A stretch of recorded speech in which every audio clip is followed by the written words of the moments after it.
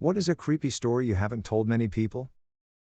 I once dreamed I was hovering around my front yard. Everything was normal and in place, unlike most of my dreams. Then, as I approached the entrance on the side of the house, I noticed the door was open. So I looked and I could see my room and me asleep there. I immediately woke up. Next thing I do is to look at that door, visible from my room. And to my surprise, I noticed it was actually open. At like 3 a.m. and everything was pitch black outside. I went slowly to see if I could close it while making sure I didn't hear anyone else inside the house. Once I reached the entrance, I looked outside both ways and saw nothing or heard nothing. I just closed it and went back to sleep. There's a large windmill along the river in Mom's hometown that was once used to pump water. The windmill house had been locked and the mechanism shut down when it was no longer needed for pumping. As I once described, people would gather there at night to hang out. The creepy part was that although the enormous blades hadn't rotated in several years, they'd suddenly start churning in the darkness, even though the air was still. The blades were never seen rotating during the day or during windy conditions, just randomly at night, when the air was still. It was eerie in the moonlight to see the blades casting long shadows on those gathered near the mill.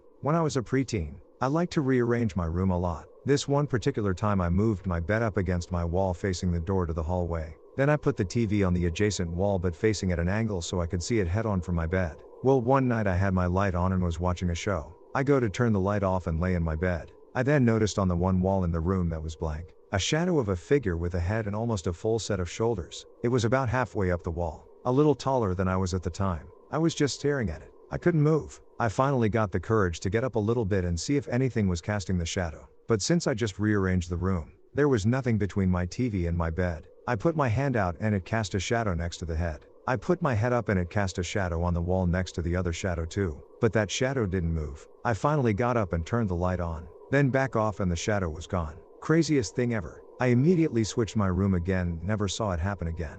I was really young, toddler age, but I still remember all the details. Woke up and there were 3 shadows on the wall. A man in the middle with kids on each side holding hands. They let go and started waving to me. Like a come here wave. Screamed and woke my mom up, who flipped on the lamp and they were gone. I once opened a closet and saw a human foot in there which then disappeared right in front of me. Later I found that the person who was next to me saw the same thing and just didn't say anything, and I didn't either. I was walking home from the pub in my small town with my boyfriend and 3 friends. It was around midnight in the middle of the summer, and while we had had a drink or so each, we weren't drunk and were just chatting or looking at the stars. The particular bit of road we were on isn't very long but is quite old and narrow, so the pavements thin out a lot. We were walking in either twos or single file, and to my right was a thick garden hedge. As this road is also along a hill, many of the gardens drop down a lot or have steep paths winding down to their front doors. Essentially, to my right there was mostly hedge over this drop and not a lot else. At one of the breaks in the hedge where a front gate stood, in the corner of my eye I noticed something. It wasn't visible until the last moment, but as I passed the gate I saw it out of the corner of my eye. I saw an old bearded man standing there at the gate staring out like a statue.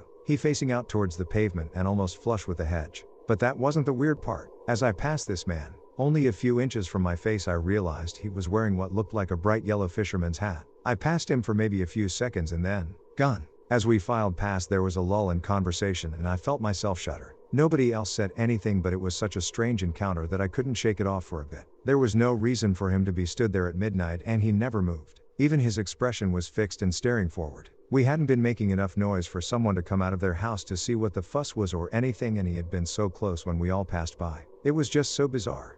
The conversation struck back up again once the pavement became a little wider and we could walk alongside each other again.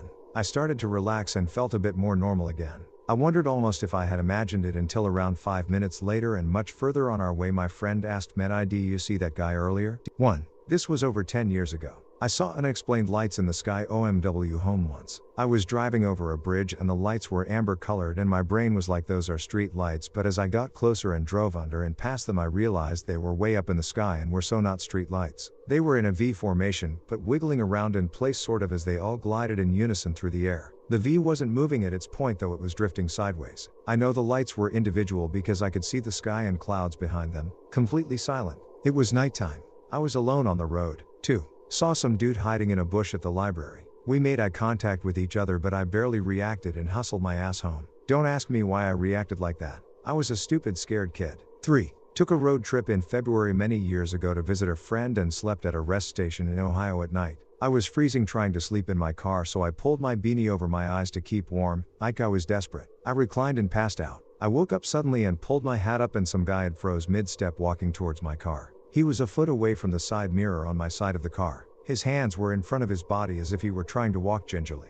His eyes were wide and he quickly turned around and bolted into the bathroom when I started to sit up. Needless to say, I didn't sleep for the rest of the drive. I forgot about it after that trip, oddly enough, only remembering it a couple years later. A few years ago I was walking through the woods off the beaten track a bit and I smelt this really overpowering sweet smell. Being nosy, I pulled back the undergrowth to have a look and found a dead body. The guy had clearly been there a while and wasn't looking great, all swollen and green and black with various runny bits. The local wildlife had also been dining well for a few days. I called the police, who told me to wait with the body until they arrived. Being in the middle of nowhere, it took a while for them to arrive and it got dark and I was just sat there in the dark with him for a long time. It turned out he had committed suicide. For a long time afterwards I had dreams about him and he would talk to me in not nice things, mainly about how he was angry I had disturbed his resting place and he wanted me to kill myself. Probably just my imagination, but all pretty disturbing at the time. He still turns up in my dreams from time to time and no doubt will be tonight after typing this. Sister, mother and I rented a holiday home that used to be an old coach house in Cape Town.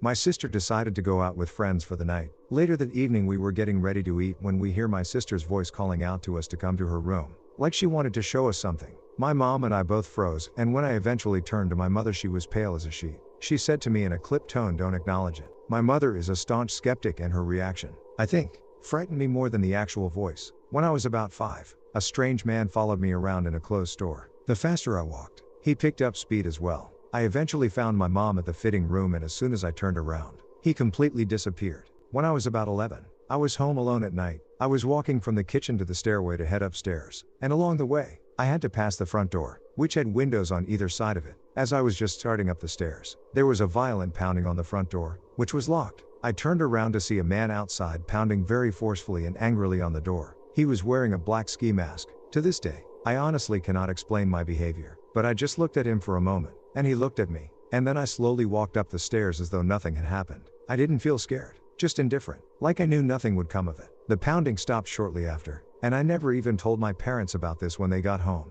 I don't know if I've ever told anyone, actually. So back when I was married, our house had a basement with a laundry room, and down the hall from that a room my stepson slept in when he was there. He wasn't this night. Middle of the night, my 10 and 1 are awoken to the very distinct sounds of someone in the basement moving things around and walking. We get up and he grabs his shotgun. We yell out that if someone is here they need to leave. We don't hear anything, so we creep to the main level to look around, and sure enough, everything is locked and dark, but there is light coming up the stairs from the basement. Light that shouldn't be there, as I'd turned everything off before bed. My husband starts Scooby-Dooing down the stairs and checks the laundry room, but it's dark, and as he turns to start down the hall to the bedroom, the ironing board propped up on the wall fell inches in front of his face. At this point he decided he isn't moving without backup and calls me down. We inch into the bedroom and sure enough the light is on and all the windows are secure. We turn off the light and pretty much ran back upstairs. Took forever to follow back asleep that night, and in the morning the light was on again. I don't know what was happening that night to this day. I still have no idea how my ex didn't accidentally shoot the dang ironing board when it fell, or how it fell. He wasn't near it or the wall enough to knock it over himself.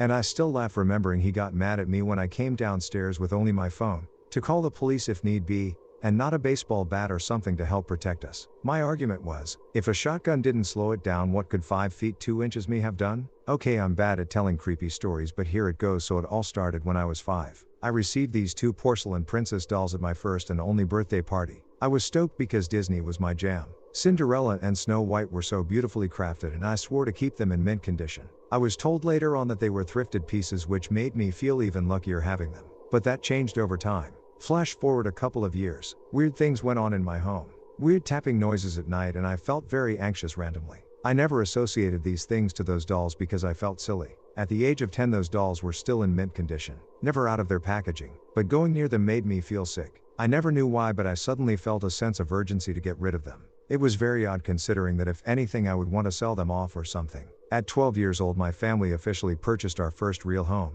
No more renting or apartments. We were all ecstatic for all the right reasons. But that day, little did I know I'd experience something that I'd never forget. The day literally after we got the news that the home was ours, I went to my room to go chill out, and as soon as I walked through that door, Cinderella whipped her head in my direction. My heart sank. I froze for a quarter of a second before I ran away from my room. I sat in our living room all day, avoiding going back into my room. By the time nightfall came, my parents told me to go to sleep.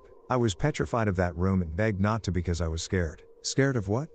They asked, but I could never explain it. If I would have said the dolls are haunted or the freaking doll moved, I would have been called crazy. I know what I saw that day. That doll moved. When I went back to that room, her head was still facing the doorway. She was angled away from that doorway on the shelf. No one else was in that room. So my Mexican self knew I would not survive this horror movie and threw them both out in secret as soon as I could. A couple of days later, the negative energy was repelled after I threw them away. When I was living in Brazil, there was this man we always saw when we drove by anywhere. He was always dressed up as Santa, but we didn't think anything about it because it was December. One day, our neighbors ran to our house, saying that they heard somebody walking inside. We called the cops, and when they entered their house, they found nothing, except a sink that was turned on. They assumed the footsteps they heard was the water hitting the sink. When I was walking back to my house, I looked at the gate that was separating our houses, and I remember seeing that man, the one that was dressed as Santa, climbing the gate from my neighbor's house to ours. I don't remember anything else, but all those events are sealed inside my mind. Less full-on creepy but still unusual. When I was 6 years old, I suffered from a brain tumor. It was successfully operated on and my neurosurgeon became a family friend. Years later, she revealed that because of my tumor's relative rarity and the technicality of operation,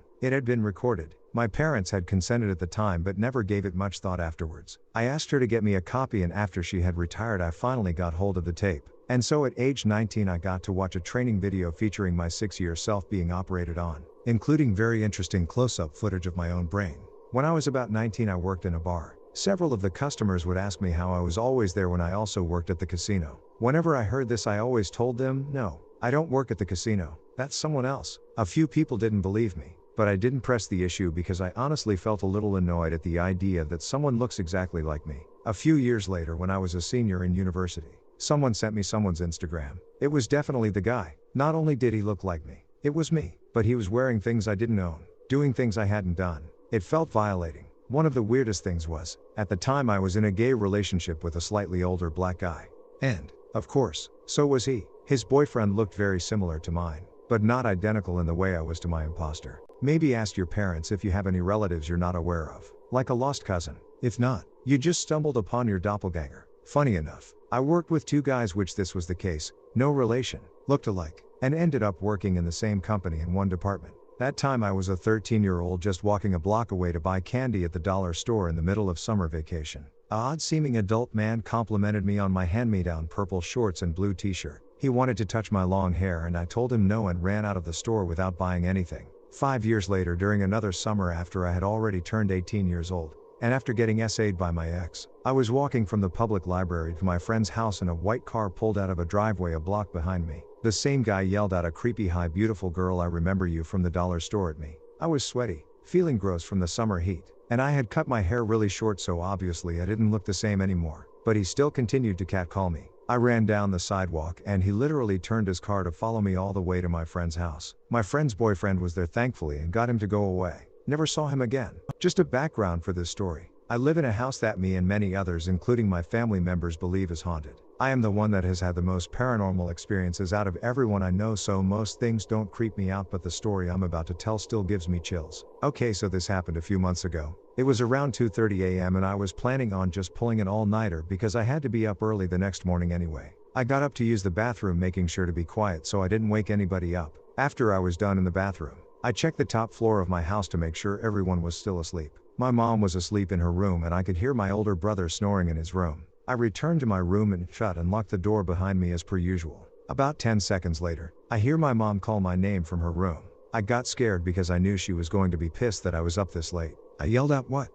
without even getting out of bed. There was no answer. So I called out one more time and still nothing. I thought maybe she had just wanted to see if it was me or my brother that used the bathroom. About 15 seconds after she had initially called my name, I heard her scream my name from right outside my door. I'm talking yelling at the top of her lungs as if I had done something horrible. I hadn't heard her get out of bed and walk over to my door, so I was already freaked out just from the jump scare. I answered, "What?"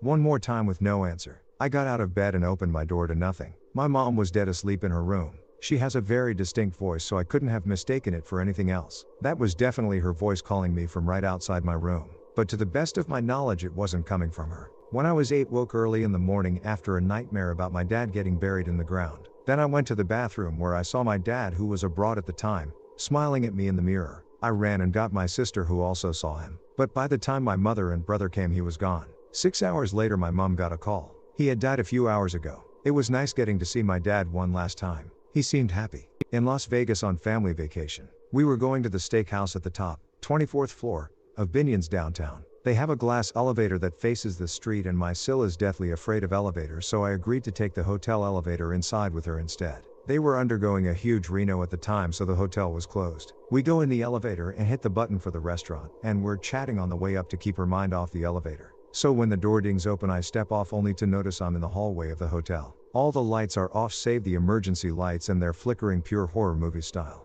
Immediately the elevator door starts closing, but thankfully me Sil hasn't stepped off and pushed the door back open. This was like 10 p.m. There were no workers on site, no lights on. Absolutely no reason the elevator should have opened. We were so freaked out we ended up having security escort us down the stairs on the way back out. That last October in my old apartment I shared with a roommate. We kept hearing a man in our apartment that wasn't really there. Then one day my roommate bravely opened her door after hearing commotion in the kitchen, gun in hand, to see a shadow creature perched on our countertop only to disappear after she turned on the light. I asked her to describe what she saw, but she said she was too frightened to. On the nights I had to be in the apartment alone, I would leave every light on out of fear. So glad I don't live there anymore. Sorry in advance, not my first language. When I was younger, like 5 to 6 years old, I had a recital at school. I was one of the protagonists, but the show didn't end well. There was a lot of technical issues without explications, broken lights, children got sick, etc. I was fine and one of the few who didn't end making mistakes. We interrupted the recital after a very dangerous accident with the floor that almost injured one teacher. We never had issues during the preparations the weeks before that. We never had issues after. But this is the premise. When we returned home, me and my parents had some spaghetti for dinner. I loved them, and I went to sleep with a weird sensation. I made the worst and only nightmare of my life. Let me explain it. I was alone in my room, watching myself sleeping. It was like I emitted a flubble light and the world was shrouded by fog. I began to wander and I saw I was a ghost, able to pass through walls. I wandered along my home. The house was empty. My parents wasn't there. I heard a sound coming from downstairs, and a figure climbing the stairs. I didn't look at the being, but his presence alone getting nearer made me panic. I passed downstairs through the floor, and I sought repair inside a couch. The figure returned downstairs and I panicked again, but this time I saw it in his face. He was a demon very similar to a fox, but scarier, red like flames and with black eyes. In his hand, he had an electric device, similar to an octopus. The device pointed at me and he immediately began to run. I jumped upstairs again, but I had lost my legs. He devoured them. I was in the bathroom upstairs. I immediately run back to my bedroom and hide under my bed. Then, a clock started to do his tick-tock. Like the time was almost over. I sensed the being fear and his hunger for me. He ran upstairs, but my bedroom didn't open. So he destroyed the wall with punches and flames. I was terrorized over the top. When the clock arrived to 0, just some seconds before he could enter the room, I felt safe and serene. I immediately woke up and got up to check myself. I didn't know I was under my bed also in reality. So I damaged my frontal teeth while getting up. It was late in the night, and I sensed a lot of blood was coming to my lips. I made my way out of the bed zone, and sought refuge behind my chest of toys. I couldn't walk. My legs were in an extreme and weird pain, like there wasn't blood anymore in them. Of course, having 6 years, I started crying and calling my parents for help. They came in my room in less than 2 minutes, and didn't understand nothing of my explanations. They washed me and we went to the hospital, because I couldn't walk. During the trip, fortunately, I regained the control of my legs and we returned back home before checking the hospital. The day after that night, I noticed in my left leg a blue mole appeared, as big as a cereal. I have it until today. Even weirder, this was the only nightmare I had in my whole life, until today. But I have a lot of lucid dreams naturally, like twice a week. I'm 28, and I never felt fear or anxiety anymore in a dream. Oh, and never once again I wandered while sleeping.